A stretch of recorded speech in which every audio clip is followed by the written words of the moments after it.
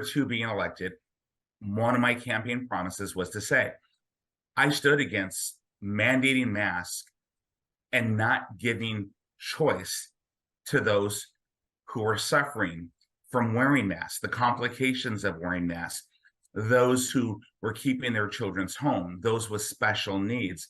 And I said, I will do everything I can to bring about mask choice. So there was that. That was a promise. But as we progressed in our service in the school board, we started to bring about change that irritated or triggered folks who find themselves on the progressive left, which was bringing about a policy that says we will not teach critical race theory, that we will teach civics, that we will not bring politics into classrooms, that we will say that if you're going to teach anything that's controversial, that you will get parents' permission. We brought about a strategic plan. We brought about accountability and transparency and fiscal responsibility.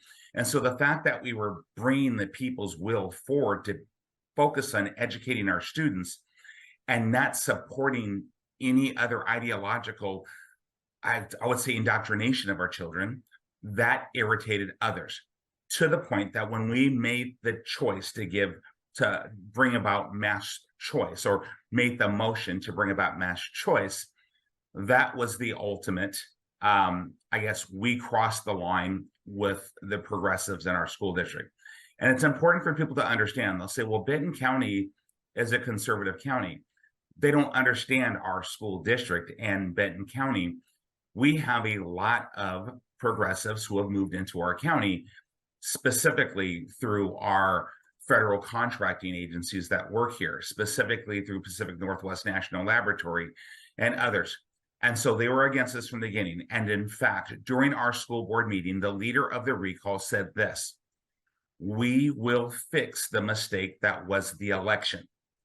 That is recorded because one of the other things we did as school board directors, newly elected, was to bring that transparency that we would recall all of our school board meetings.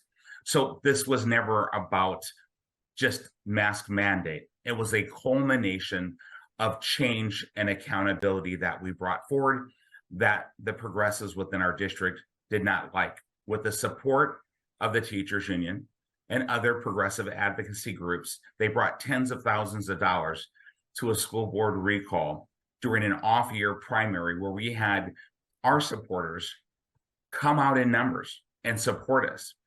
But the masses of conservatives who are our voter base did not turn out.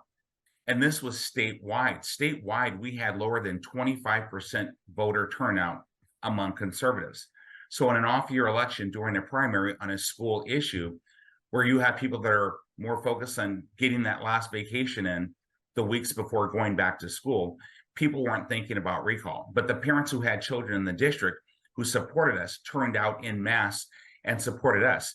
But $5,000 for flyers or signs, it's not enough against the tens of thousands of dollars when they were running commercials against us. Myself, I only had 2.5 months left on my term. And so the other school board member who was recalled, she only had 2.5 months left in her term, and she was running for re-election. So the recallers spent tens of thousands of dollars, almost hundreds of thousands, if depending on what the tally is at the end, to recall us, knowing that two of us were up for re-election, and myself, I was not running for re-election. So there you have it.